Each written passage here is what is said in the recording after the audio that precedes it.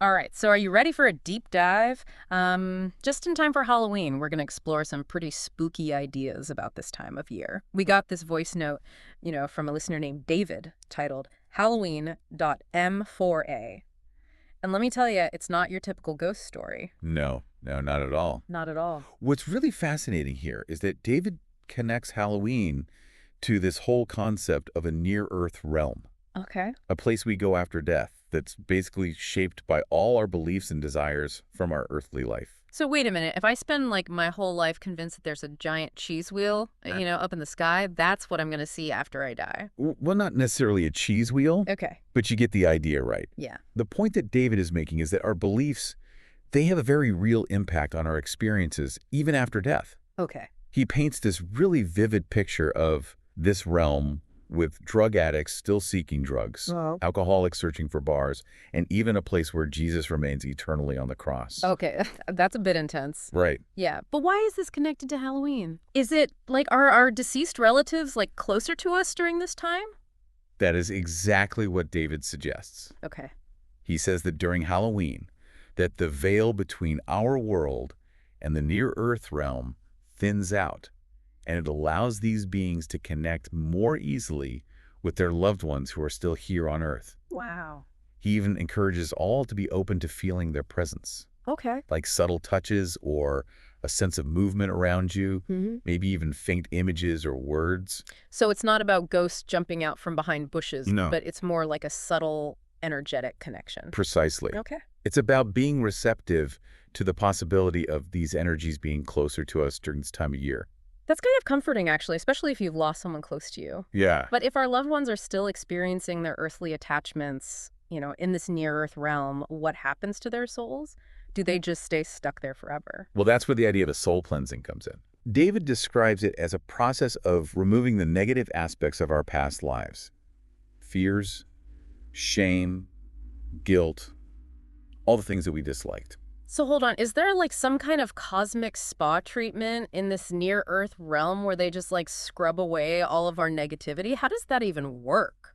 David doesn't get into the specifics, Okay. but he really emphasizes that this cleansing prepares the soul for a fresh start. Okay. It's a chance to learn and grow without the weight of all that past negativity. Yeah, imagine shedding all your fears and regrets before starting a new chapter. Right. That's a pretty liberating thought. It is. And this ties into reincarnation, right? Like Yeah. each lifetime is a chance to gather more wisdom. Absolutely. David describes the soul distilling experiences into this golden nectar, which is added to its vast ocean of wisdom. Wow. He even mentions that the pace of reincarnation is accelerating. Yeah. So instead of 100 years between lives, it might be happening every 20 to 25 years now. Whoa. So some of us could have lived multiple lives already just this century. It's possible. That's wild. But if we're constantly being cleansed and reborn, is there any way to like break out of this cycle? David suggests that the cycle can end when a person reaches a state of spiritual awakening and moves towards enlightenment. So enlightenment is like the ultimate escape room. How do we find the exit? Well, David describes it as a process where duality disappears. Okay. So instead of seeing things as good or bad, right or wrong, you start to embrace all experiences without judgment.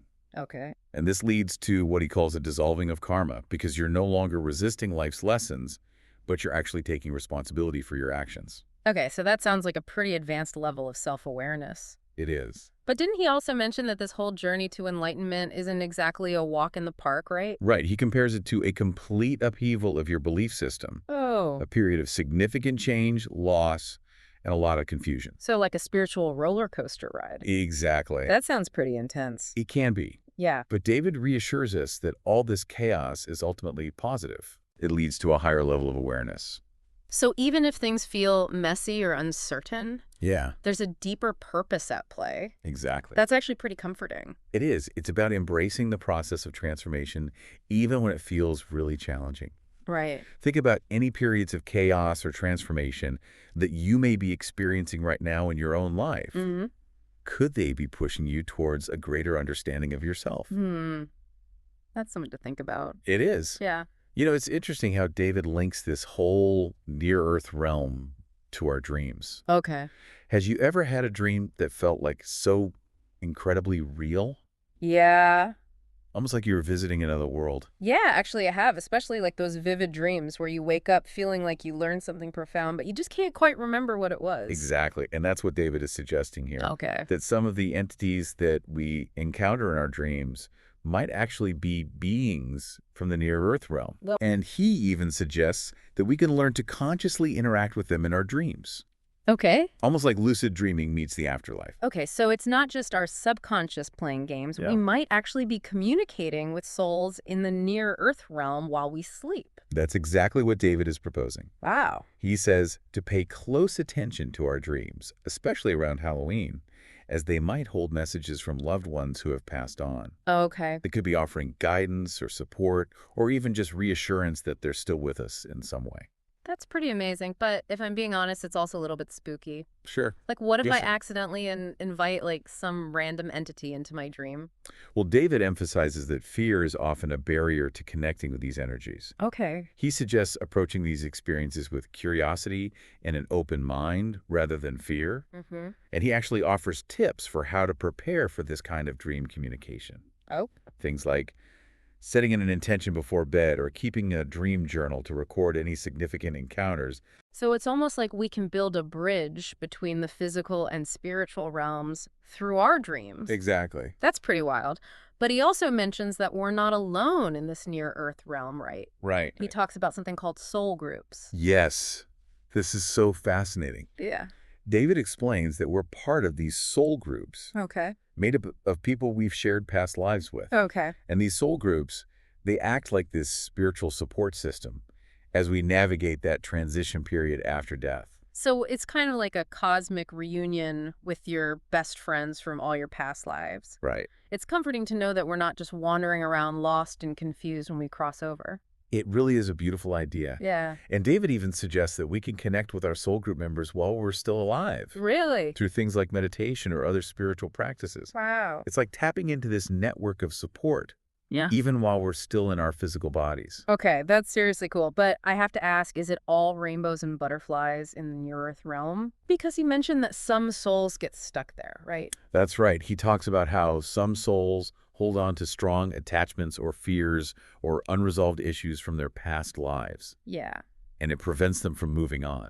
Okay. It's like they're trapped in their own personal purgatory. That's heartbreaking. Is there any way to help them? David believes that there are spiritual guides and helpers in the near-Earth realm who assist these souls in resolving their issues and moving forward. Okay. He suggests that practicing forgiveness and letting go of grudges and resolving conflicts while we're still alive can make a huge difference in our soul's journey after death. So it's not just about preparing for our own afterlife. Right. It's also about helping those who are already there. Exactly. That makes you think about how we're all connected, even across realms. But how does all this tie back to Halloween specifically? David explains that Halloween is a time when the veil between the physical and spiritual realms is thinnest, Okay. making it easier to connect with these energies and to receive messages from the other side. Oh. He encourages us to use this time to reflect on our own mortality and our connection to those who have passed on and our own spiritual journey. So Halloween isn't just about spooky costumes and candy. Right. It's actually a time for deep spiritual connection and reflection. Exactly. It's an opportunity to tap into a deeper level of awareness and to connect with the unseen forces around us. Wow. David sees Halloween as a powerful reminder that death is not the end, but a transition to another state of being. This is seriously shifting my perspective on Halloween. Okay. But David doesn't stop there. He also talks about the future of humanity and our planet, right? He does, and this is where things get really interesting. Okay. He believes that humanity is on the verge of a major shift in consciousness. Okay. He sees more and more people waking up to their spiritual nature and their interconnectedness with all things. So like a global awakening. What does that even look like? David suggests that it's a move away from materialism and competition towards cooperation and sustainability and a deeper respect for all life. It's about evolving as a species, not just individually, but collectively. Mm-hmm. He even believes that Halloween, with its emphasis on the thinning veil between realms, can be a powerful time to tap into this collective shift in consciousness. Wait, so Halloween is like a global portal for positive change. It is. Hmm. It's a reminder that we all have a role to play in creating a better future. Yeah. And David's message is challenging us to use this time to connect with our own spiritual power and to visualize a positive future for humanity, and to send out loving energy to the world. I have to say, this is a lot to take in. It is. From the afterlife to the future of humanity, David's message is a real whirlwind of ideas. It's true, and it's important to remember that these are just one person's perspectives and beliefs, Right. but they offer a fascinating and thought-provoking lens through which to view Halloween and our place in the universe. Yeah, and maybe there's more truth to these ideas than we realize. Maybe. Perhaps this Halloween is the perfect time to just open ourselves up to the possibilities. Perhaps. What stands out to you most from this part of David's message? What resonates with you? It's really striking, you know, how David weaves together all these spiritual concepts with practical advice for navigating this life and the afterlife. Yeah. It's like he's handing us a spiritual roadmap, Yeah? with Halloween as this big flashing signpost along the way. I like that. And one of the biggest takeaways for me is his emphasis on personal responsibility. Okay. David constantly reminds us that we're the architects of our own reality, both in this life and the next. It's like he's saying we have way more agency than we realize. Like our thoughts, our beliefs, and actions, they actually shape the world around us, not just on a physical level, but on a spiritual level too. Absolutely. And what's really interesting is that David suggests that this whole process of self-discovery and empowerment Right. doesn't end when we die. Okay. It continues in the near-earth realm and beyond. So we're not just working on ourselves for this one lifetime. It's an ongoing journey across multiple lifetimes, always evolving and striving for a deeper understanding of ourselves and the universe. It seems that way David paints this picture of a continual shedding of old patterns and limiting beliefs, revealing a more authentic version of ourselves with each lifetime. It makes you think about, you know, those moments in life where you felt like you were breaking free from something that was holding you back. Yeah. Maybe those were echoes of this soul cleansing process preparing us for the next chapter. That's a powerful thought, and it makes Halloween, with its themes of death and transformation, Right. even more significant. Right. It becomes a time to consciously let go of what no longer serves us, Okay. to face our fears, and to embrace the unknown.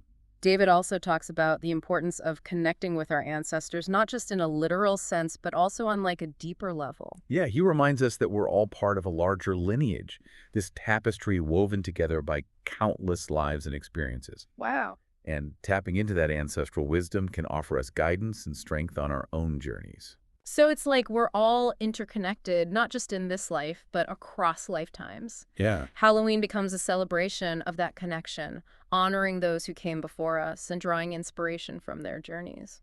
Beautifully put. And ultimately, David's message is a celebration of life, death, and everything in between. Wow. It's a powerful call to embrace the present moment, to live intentionally, and to create a legacy that ripples through lifetimes to come. So as we approach Halloween, let's remember David's message and open ourselves up to the possibilities. Yeah. Let's honor our ancestors, connect with our spiritual selves, and embrace the transformative power of this time of year.